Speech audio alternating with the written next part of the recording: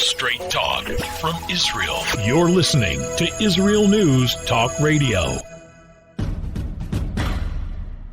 You're listening to The Jay Shapiro Show.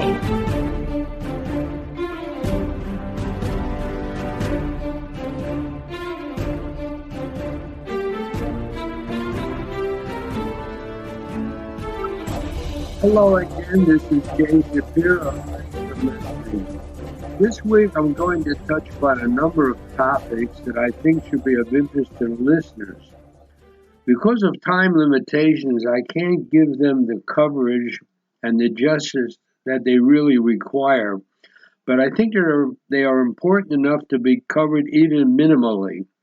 The most pressing topic is the fact that Iran may become a nuclear power within a relatively short time, and the Iranian leadership makes no qualms about the desire to destroy Israel. At the same time, the new American administration is showing signs that unlike the previous Trump administration, it's going to be soft on Iran. Israel may have to act on its own, so this is a very sensitive time. Another item of importance is that the COVID-19 pandemic is causing a new form of anti-Semitism. Various groups of both the extreme left and extreme right have been blaming the Jews in Israel for the virus. It's difficult to believe how any rational person can believe such a horrendous lie. But the truth is that anti-Semitism is never really rational. It's the world's oldest hate, and anti-Semitic lies are never based on rationality. And I'll also say a few words about the continuing prosecution of Nazi war criminals. It's very much under the headlines, but it's a subject that has pretty much disappeared from the public. But a very good friend of mine named Ephraim Zurov is the last of the Nazi hunters, and he updated me on the continuing effort to bring known criminals to justice. The passage of time does not in any way diminish the enormity of their crimes, and these criminals must pay for their crimes. This is not only right in and of itself, but it has an educational purpose, and it will bring closure to the victims. Thanks for listening. I'll be back after the break.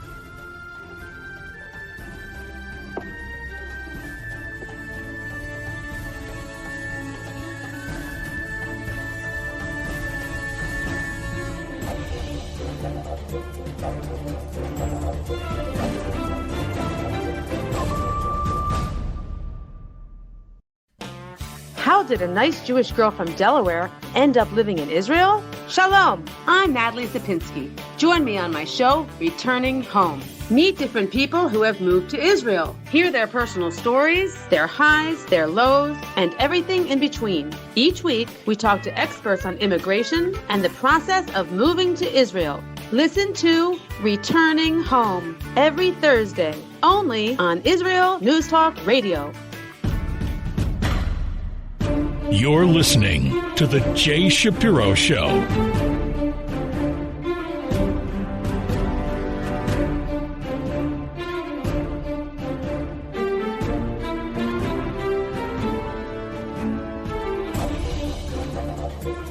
You're back with Jay Shapiro. There's an old joke about a teacher who asked her class to write essays about elephants, and a Jewish boy in the class wrote an essay entitled The Elephant and the Jewish Problem. Somehow there always seems to be Jews involved in all kinds of problems. Well, it turns out there is a COVID-19 and the Jewish problem. In its annual report on global anti-Semitism, which was published about 2 weeks ago, ahead of International Holocaust Remembrance Day, which was on January 27th, the Israeli Diaspora Affairs Ministry highlighted the increasing exploitation of COVID-19 by anti-Israel and anti-Semitic extremists all around the world in order to stir up enmity against the Jews. Various extremist groups on both the far left and the far right, as well as all kind of regimes such as the one in Tehran, have been blaming the Jews and Israel for the virus. Reading the report is a sobering experience, if only because it demonstrates just how pervasive anti-Semitism can be. It cuts across social, religious, and ethnic lines, as well as national borders. And while the various lockdowns in the various countries and the quarantines imposed worldwide due to the virus led to a sharp drop in physical attacks against Jews, and attacks against Jewish institutions went down, for the simple reason that even those who hate the Jews were forced to stay at home. It seems to have the opposite effect on attitudes and beliefs vis-a-vis Jews. So much so that the report predicts, and I quote, the rising rates of anti-Semitic sentiment are expected to lead to a significant increase in violence against Jews and Jewish institutions in 2021. According to the report, Jews, Zionists, and Israel are accused of having created, spread, financed, and used the virus to expand their global domination, to impose a new world order, but also as a means for profit. The report adds it's somehow gone so far as to allege that COVID-19 is a biological weapon funded by Jews. Anti-Israel activists have even created and sought to popularize under the hashtag COVID-1948 to compare Zionism and the creation of the State of Israel with the spread of the pandemic. This sinister line of thought had infected people on both sides of the political spectrum, ranging from white supremacists and neo-Nazis to proponents of BDS and Antifa. In other words, even people with diametrically opposite world views who despise each other are united in the belief that Jews are to blame for the coronavirus crisis. In historical terms, the association of Jews with the spread of disease and the allegations they're actively involved in the process can really be traced back to the Middle Ages, when many Europeans believed that the terrible accusation that the Jews were poisoning the wells. This is pretty much the same thing. Centuries have gone by since the Middle Ages, and society and technology have advanced, but the old lie about the Jews continues to live on. It's truly difficult to understand how any sane or rational person could believe the things that are being said, particularly since the Jewish communities around the world have been hurt by the COVID-19, in some cases in greater terms percentage-wise than their own non-Jewish neighbors. And Israel has played a leading role in vaccinating its population, setting an example that other countries have sought to learn from. They really have been very good in vaccinating here in Israel. My wife and I have already gotten the 2 vaccinations, as most of our neighbors, people of all ages, by the way. However, when it comes to anti-Semitism, the facts don't seem to matter as much as they should, and falsehoods have fast legs. They get around. The lie is a more potent weapon when it's skillfully wielded than the truth, for the lie can be molded to match the will to believe. The truth is made of much less malleable stuff. So the people who want to lie about the Jews, they arrange their lie according to the audience. However, nevertheless, despite this terrible situation, we still have to do battle with the lies about us. And of course, there is no easy fixes. Whatever it took less than a year for laboratory scientists to invent a vaccine against corona, the social scientists have spent centuries seeking a cure for anti-Semitism, but it still persists. There's nothing you can do about it. There are all kinds of tools today which make it possible to mount a defense. Israel and Jewish organizations have to do what they can on social media platforms and things of that nature. In these challenging times, which are really challenging, there's been nothing like this, I guess you can say, since the Second World War. Jews need to be more vigilant than ever, and it falls upon all of us to stand up for the Jewish people. If there's something you can learn from those who disseminate hate, you never know whom and how far you might be able to reach, and I think that's really important. And on the subject of anti-Semitism on a global level, there was an attack near the Israeli embassy in New Delhi last week, and it was claimed by a terrorist organization affiliated with Iran. And that was yet another reminder that the problem with the regime in Tehran today, in Iran, includes both its nuclear aspirations and its support of global terrorism. And a very unusual thing happened last week. The head of the army in Israel, the chief of staff, General Aviv Kochavi, spoke up in something you never hear the head of the army speak about. He was at a meeting, and he said that a return to the 2015 nuclear deal, which is what the Biden administration is talking about, the nuclear deal with Iran, or a slightly improved one, would be an operational and strategic mistake for the world.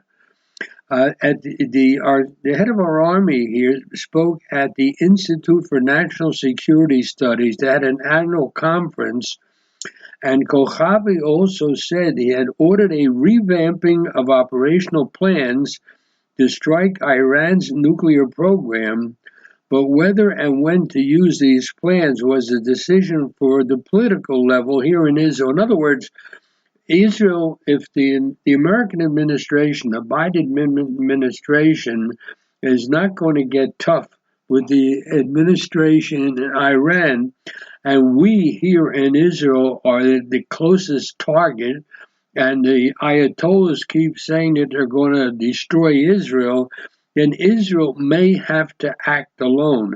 So this essentially is what our chief of staff was saying, and that was extremely unusual for the head of the army here to make any kind of public statement of that nature.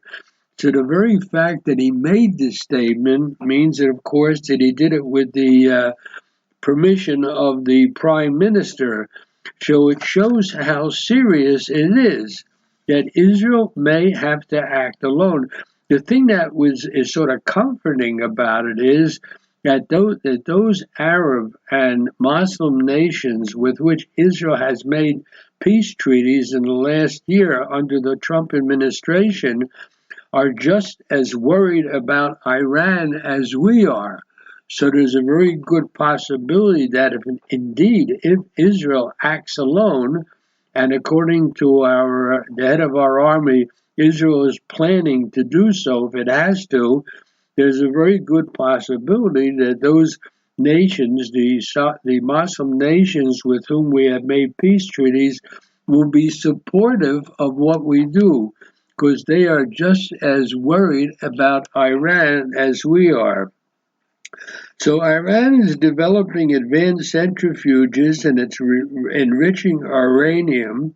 And if that's not stopped, it could eventually be only a short time, even a few weeks, from a nuclear bomb.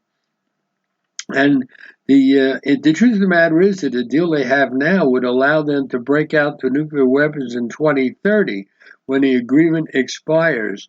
So the Kochavi, the head of our army, called for the United States and other other nations to maintain sanctions and pressure on Iran.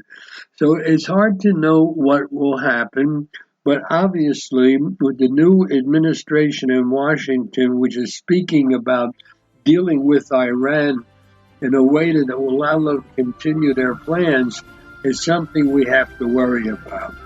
I'll be back after the break.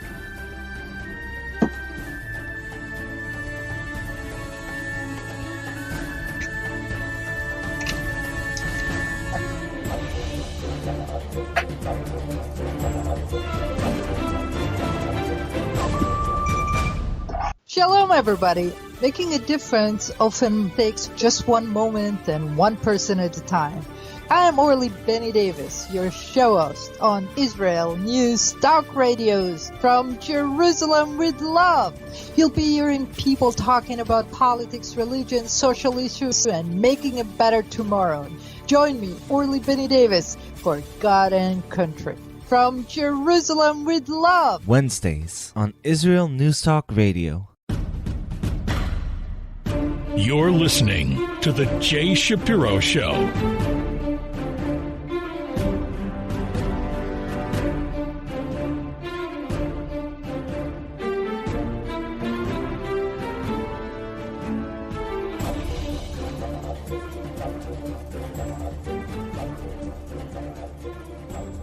You're back with Jay Shapiro. I want to touch on a number of items that have to do with particularly Europe, and the fact that there's an effort now to ban kosher slaughter in Europe.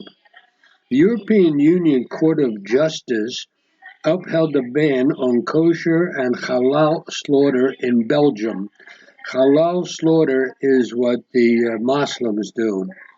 The court dismissed arguments by Jewish and Muslim groups that Belgium is infringing on their religious freedom by requiring them to stun animals in the process of slaughtering them for meat, which is contrary to religious precepts both of the Jews and the Muslims.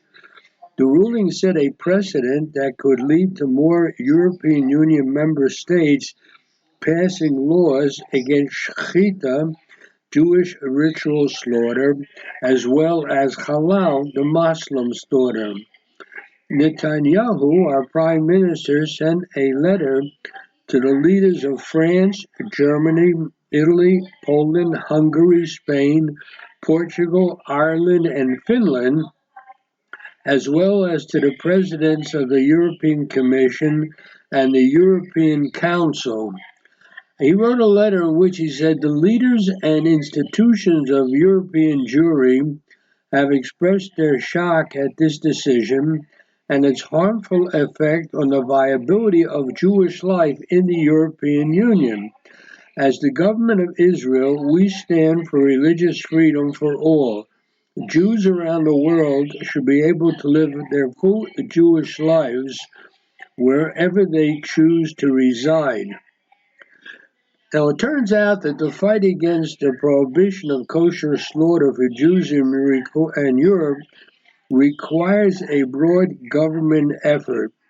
The leaders of Europe will take our Prime Minister's letter seriously. European regulations prohibit slaughter without prior stunning, but make an exception for religious reasons. However, member states of the European Union may pass their own laws to reduce what they consider to be things that cause animal suffering. The Coordinating Committee of Jewish Organizations in Belgium, who is also the vice president of the European Jewish Congress, said that no democracy can exist when its citizens are denied basic human and civil rights. And the ambassador to Belgium from Israel said the ruling is a catastrophic decision, a blow to Jewish life in Europe. Apparently, tolerance and diversity are empty words in the eyes of some Europeans.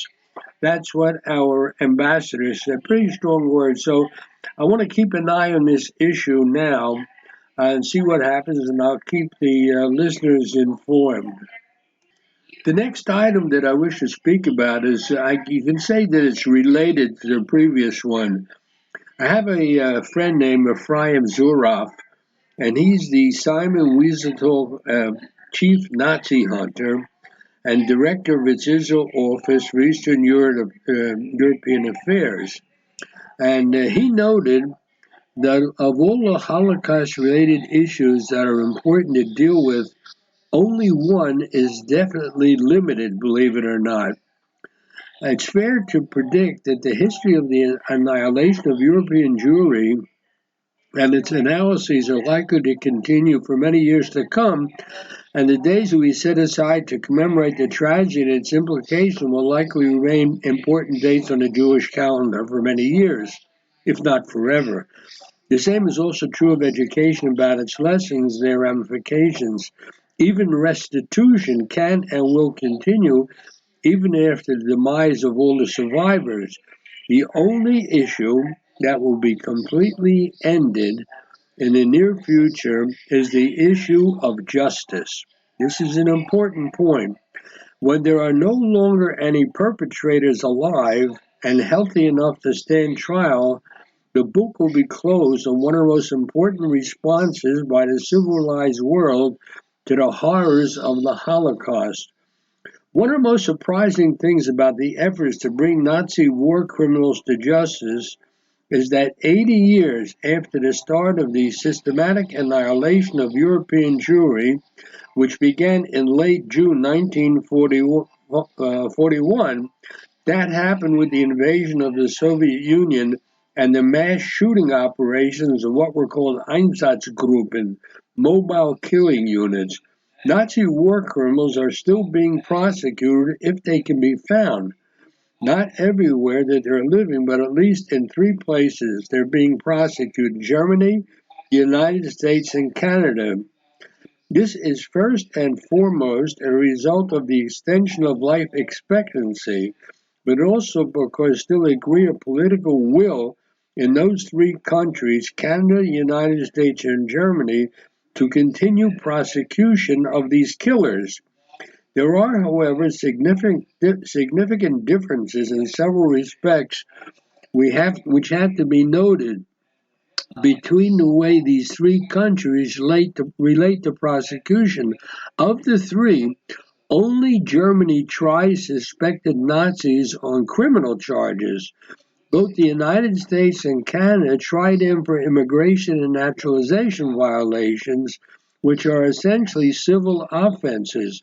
This is because the crimes were committed outside those countries, and the victims were not nationals of those countries. The punishments done by Canada and the United States are denaturalization and deportation rather than incarceration. In other words, they kick these people out of their countries. But an extradition request takes precedence. However, in Germany's case, a very dramatic change in German prosecution policy has paved the way for a series of trials which otherwise could never have been conducted. Thus, until about only a decade ago, in order to prosecute a Nazi war criminal, the prosecution had to prove that the suspect had committed a specific crime against a specific victim and had been motivated by racial hatred. Now, that's a level of proof that's almost impossible to obtain so many years after the crimes were committed. However, Germany decided that any person who served in a concentration camp with a gas chamber or gas vans or in the Einsatzgruppen could be prosecuted for accessory to murder based on service alone. Now, that's a big step forward. In other words, in Germany, to prosecute a former Nazi, you do not have to prove that he actually killed a specific person.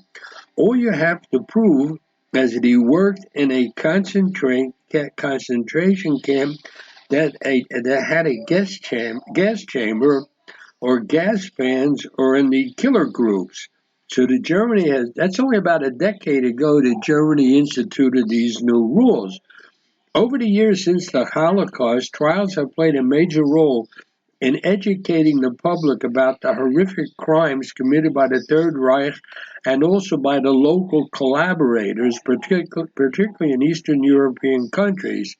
Due to the enormous scope of the crimes, it was obvious from the very beginning that perfect justice could never be achieved.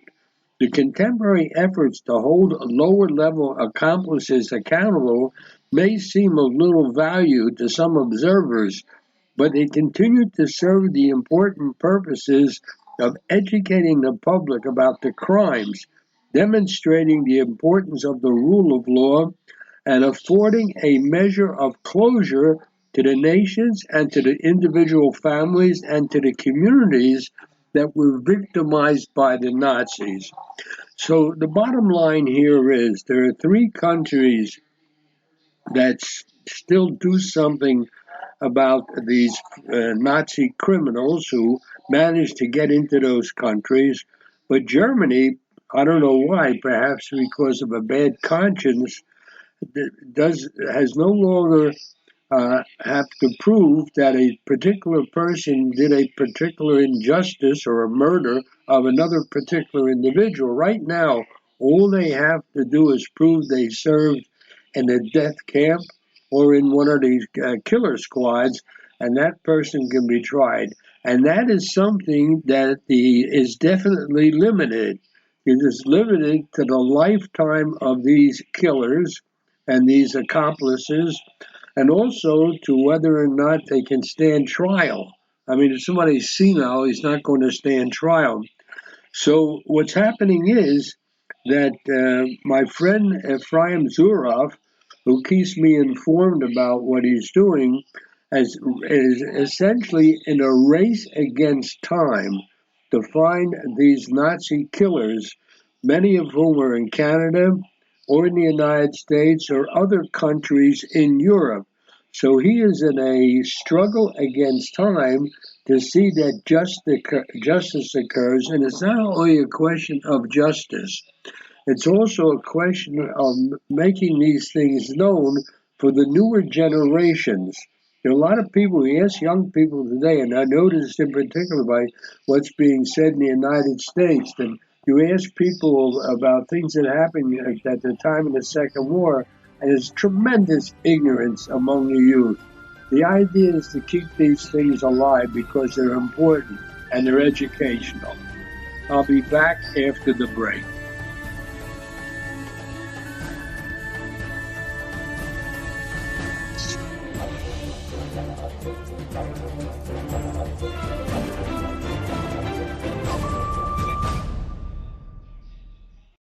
You're listening to Israel News Talk Radio. This is Shai Bentako, and each week I'll be webcasting to you from Judea, origin of the word Jew, a people besieged and beleaguered in every generation.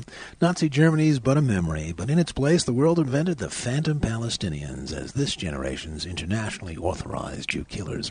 Tune in for a different slant on life in Israel, Phantom Nation, every Monday. Hi, I'm Rabbi David Aaron. The soul basics are the most profound, the most essential, and yet often the most neglected in our education. Join me for Soul Talk on Israel's News Talk Radio and discover the secrets to love, spiritual growth, and personal power.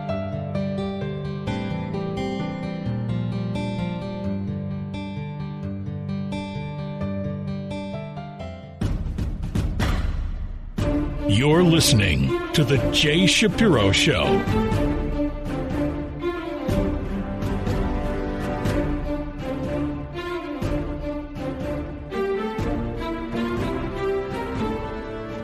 You're back with Jay Shapiro.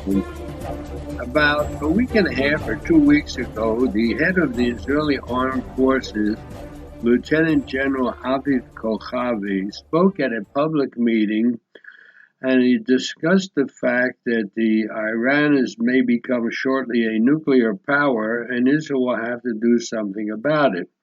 Now, it is extremely unusual for the head of the Israeli military to speak publicly in the manner in which he did. So we have to assume that he got the approval of our prime minister to essentially say that if the United States in particular doesn't do anything about nuclearization of Iran, then Israel will have to do what it feels it must do alone. That was the whole reason for his talk. But I want to say a few words as background to this to understand what's happening, as I understand it. The ability to ensure a swift and decisive military victory is an important means of preventing war. It's therefore a key tool in the political toolbox, and reference to it in the public statements of members of the military echelon or even the political echelon to talk about military exercises and other shows of force. These are warranted not only for practical but also for moral reasons. The great scientist of war, Clausewitz, defined the roles of the political and military echelon sharply and clearly. The statesman is required to prevent war, and a military man is required to win the war if it breaks out. The military man must end the war as quickly and cheaply as possible and with sufficient major military achievements to buy the political echelon strong cards to play in negotiations. The differences in the roles of the statesman and the military man reflect the differences in the nature of their leadership and the manner in which they're publicly expressed. The statesman is expected to be the good cop, so as to exploit all available political means to prevent war. The military man is expected to lead like a wild horse while accepting the authority of the political echelon. The statesman must rise in the morning and retire at night, optimistic about the possibility of preventing war. From this optimism will be drawn the power needed to take the political risks to prevent war. The military man's approach must be the exact opposite. In order for him to provide a military safety net sufficiently credible to allow the political echelon to take risks, he must adopt the worst-case scenario approach, ever on the alert to confront the most unexpected and difficult predicament. In the Israeli case, the worst-case scenario is also an existential threat. Israel is a very small country, and the nuclear bomb is a very large weapon. In his book, The Soldier and State, Samuel Huntington defines the military man's approach to this position in this way. In estimating the security threats, the military man looks at the capabilities of other states rather than at their intentions. If a state has the power to injure one's own security, it's necessary to assume that it will do so. Safety requires attributing to other powers the worst intentions and the shrewdest abilities. Military opinion must never be colored by wishful thinking. The military man will be dealing with military fact, hard figures, grim realities of time and space and resources. An example of the approach required of the military man is a situation assessment held by the Israeli Army General Staff in May of 1967. The head of military intelligence, Aaron Yarid, raised three possible reasons for the Egyptian forces' surprise entry into Sinai and three likely scenarios for their employment against Israel. He advised the chief of staff, at that time it was Yitzhak Rabin, to pay particular attention to the third option, which he considered the most dangerous, which is an Egyptian invasion of Israeli territory. Rabin responded to his recommendations as follows. I will now discuss options not according to the reasonableness, but according to the danger. The main danger is an all-out Egyptian, Syrian, and Jordanian attack with an air opening toward which we must be prepared. And so, as we all know, that is the scenery that was prepared for the very great effect, and it worked. When statesmen and military men confirm, it's essential that the statesman adhere to peace-seeking political approach, while the military man adheres to the militaristic approach. The adherence of each to his own particular approach is very important because it enables the statesman to make the most balanced decision possible, one that will either prevent the outbreak of war before the exhaustion of all available political means or will allow the most optimal political and military management of the situation should war nevertheless break out. Knowing that going to war or avoiding it is the result of a considered and balanced political and military decision. And the key requires also achieving national consensus. You need support from everybody so that the government can make a decision that will be supported. Without that support, it is not possible in a democratic society to demand total national mobilization and expect the population to be willing to bear the possible consequences of starting or preventing a war. And by the way, this is a truism, but it's very interesting that you look back upon the Vietnam War and how unpopular it was at the time among the American population. So the bottom line here is that we have in the present situation Iran, which is threatening Israel primarily, and we are the main target if they have a nuclear weapon, and we are a small country that, God forbid, can be wiped out with 2 nuclear weapons. And we have a new administration in Washington, which makes all kinds of signs that it's going to back off from having a tough position vis-a-vis Iran. And we have a very knotty situation. We here in Israel are living on the bullseye. We're the primary target for Iranian nuclear weapon.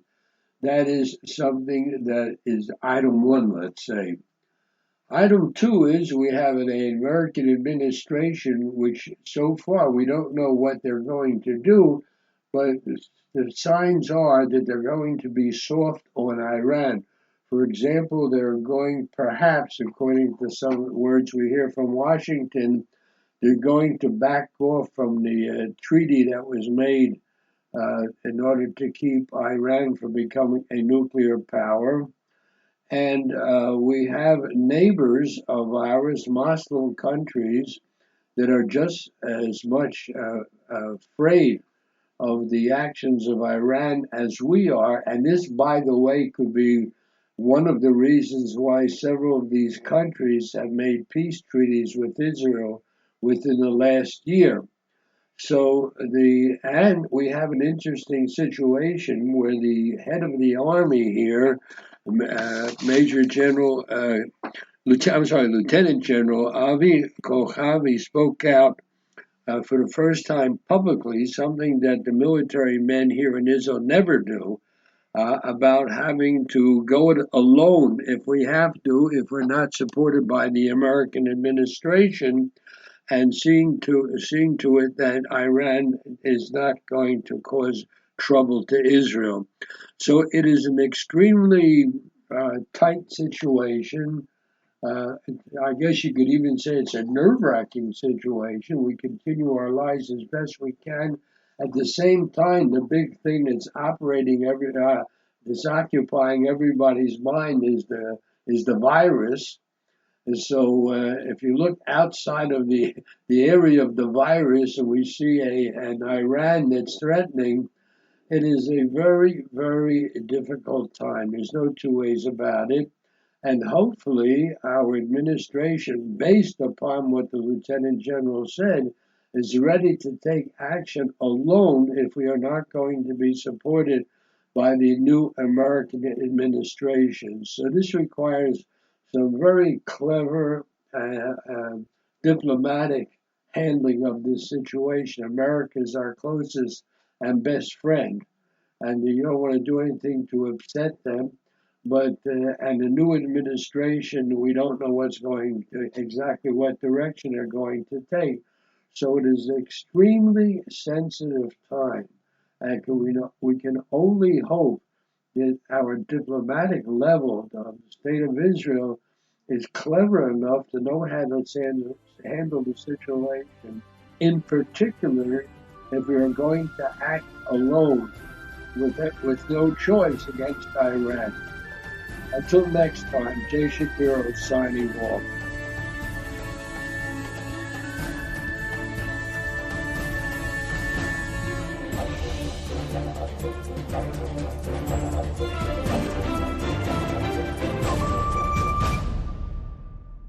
Israel News Talk Radio's chat room. Just click the orange button at the top of the IsraelNewsTalkRadio.home page, log in as yourself or an anonymous guest, and join in on the fun.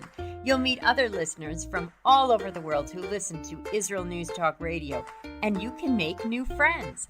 Israel News Talk Radio's chat room. It's the closest you can get to being in the studio with us. We love listening to Israel News Talk Radio. Where can you get the inside news on Israel?